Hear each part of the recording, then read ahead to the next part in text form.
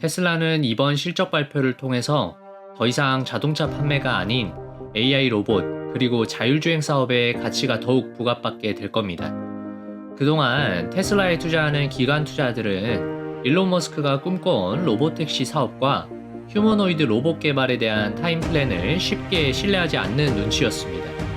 그래서 일론이 시장과 소통하는 것에 반해서 회사의 향후 실적과 밸류에이션을 추정하는 데 있어서 신사업 부문을 계속해서 빼놓고 산정을 해왔었고, 주가는 늘 자동차 판매량에만 민감하게 반응을 해왔습니다.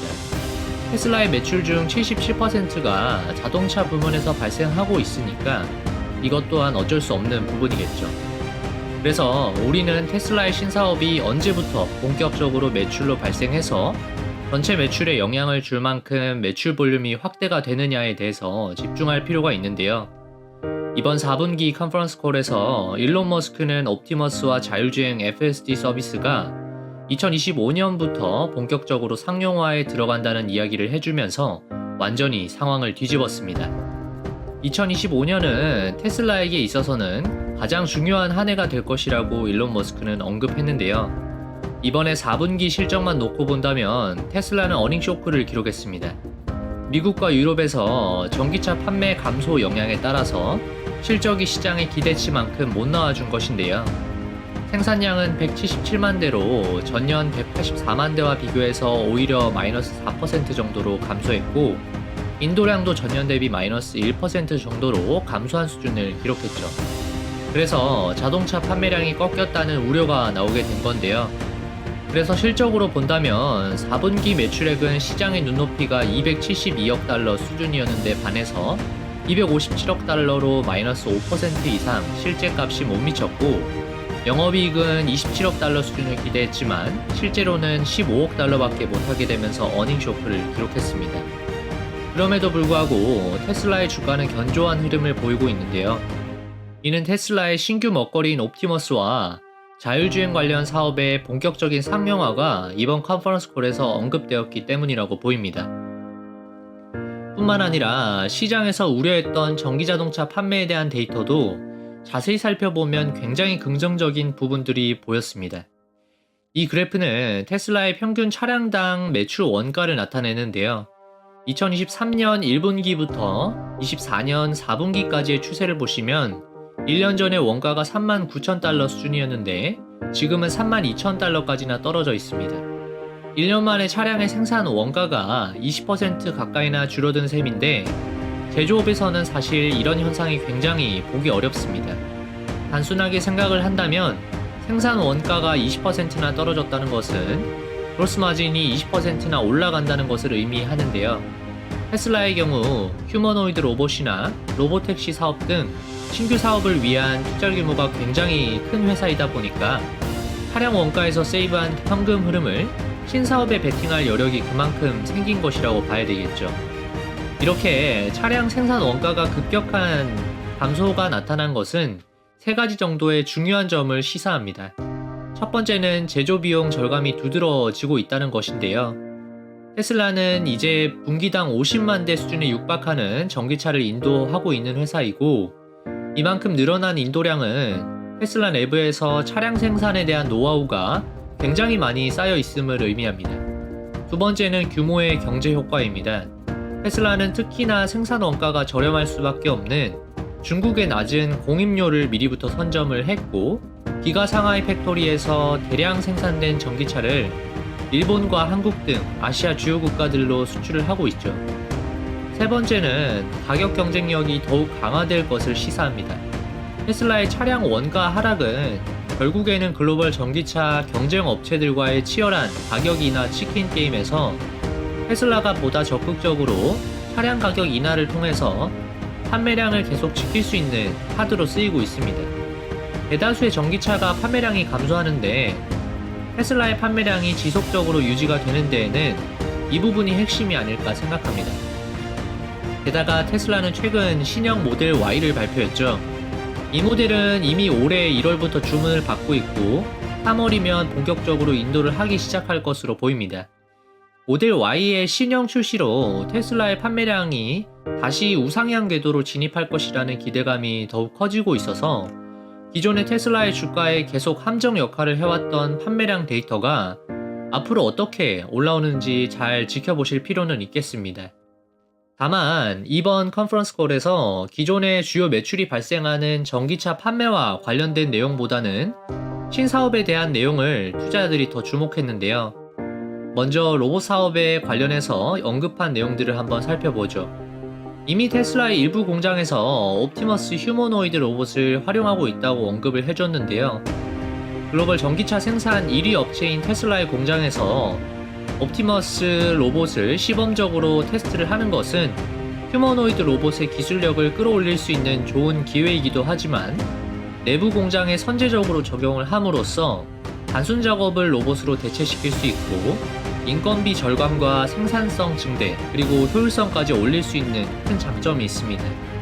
2025년부터 연내 최소 수천 대 생산에 들어간다고 하고 2025년 말이면 월 1만 대를 생산하는 것을 목표하고 있다고 밝혔습니다. 생산량이 연간 100만 대까지 규모를 갖추게 되면 한 대당 2만 달러 이하 수준이 될 것이라고 언급했는데요.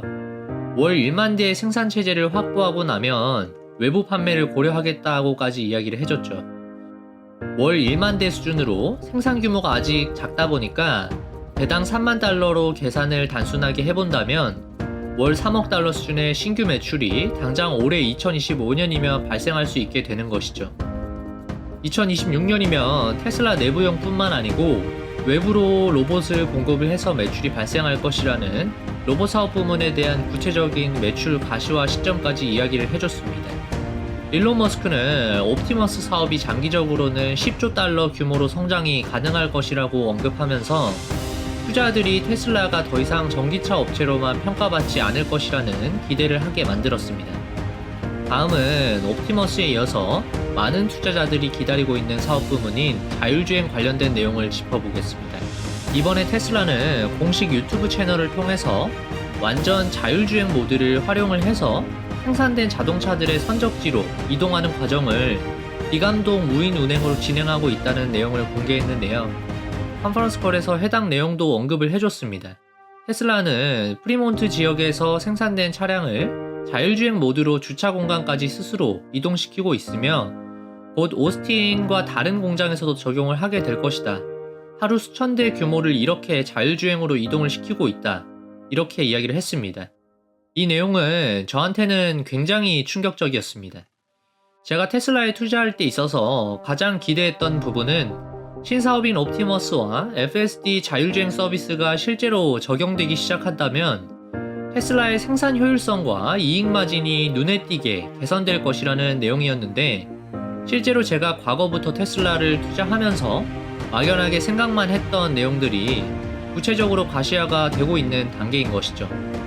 저는 이번 컨콜에서는 일론 머스크가 자율주행 사업에 대해서 어떤 시각을 가지고 있는지에 대해서 주목을 하면서 들었는데요. 컨퍼런스 콜 중에서 자율주행 사업에 대해 이야기한 내용에 주목을 한다면 테슬라의 장기 성장성은 어디까지일지 점점 더 기대가 커지게 됩니다. 대부분의 사람들이 FSD의 가치를 이해하지 못하고 있다. 대부분의 차는 일주일에 10시간을 운행하고 이 차들이 자율주행으로 전환된다면 일주일에 35에서 55시간 사람이나 물류 배송에 사용될 수 있다. 추가 비용 투입 없이 소프트웨어 업데이트만으로 차량이 지금보다 5배 이상 생산성을 가지게 되는 것이다. 이는 인간 역사상 가장 큰 자산 가치 증가가 될 것이다. 앞으로 테슬라는 단순 전기차 판매회사가 아닌 인공지능 소프트웨어와 하드웨어를 모두 겸비한 전 세계 어디에도 없는 경쟁력이 있는 회사로 인정받지 않을까 기대가 됩니다. 오스틴 지역에서는 6월부터는 유료로 비감독 FSD 서비스를 제공하겠다라고 이야기를 했고 캘리포니아 지역에서도 올해 안으로 비감독 FSD 시스템을 적용할 계획을 발표했습니다. 그리고 내년인 2026년이면 본격적으로 상용화의 속도를 내서 미국 내 대부분의 지역에서 상용화가 될 것이고 2026년 말이면 다른 국가들에서도 비감독 FSD 시스템이 상용화될 것이라고 언급했죠. 테슬라의 누적 자율주행 데이터는 계속해서 가속도가 붙으며 올라가고 있습니다. 작년 3분기만 하더라도 20억 마일 수준이었는데 1분기 만에 급증해서 4분기에는 거의 30억 마일에 도달한 것으로 나타났습니다. 아마도 비감독 FSD 시스템이 상용화가 되는 올해는 이 수치가 더욱더 가파르게 올라갈 것이고, 그렇게 되면 테슬라의 FSD 안정성을 더욱더 인정받게 될 수밖에 없겠죠. 지금의 트럼프 정부와의 친밀한 관계를 활용한다면 어쩌면 몇 년 내로 미국 내 도로는 완전히 테슬라가 장악하게 될지도 모르는 일이죠. 게다가 테슬라는 자체적으로 자신들이 만드는 자동차에 적용하는 것을 넘어서 많은 자동차 기업들이 테슬라의 비감독 완전 자율주행 FSD 시스템에 관심을 가지고 있고, 이를 라이센스화해서 거의 모든 도로 위의 자율주행 서비스를 테슬라가 독점적으로 공급하는 체제를 꿈꾸고 있습니다. 자율주행 서비스의 일환인 로보택시 출시 시점도 구체적으로 언급을 해줬는데요. 올해 6월부터 오스틴에서 유료 서비스에 들어가고 미국 내 전역으로 확대하고 나면 2026년이면 개인이 소유한 테슬라 차량에도 서비스 적용이 가능할 것으로 이야기했습니다.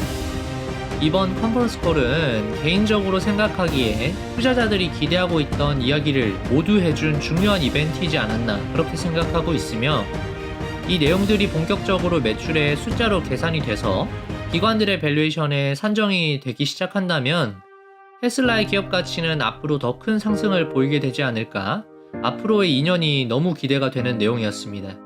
지금까지 태구는 몰빵이었습니다. 시청해주셔서 감사합니다.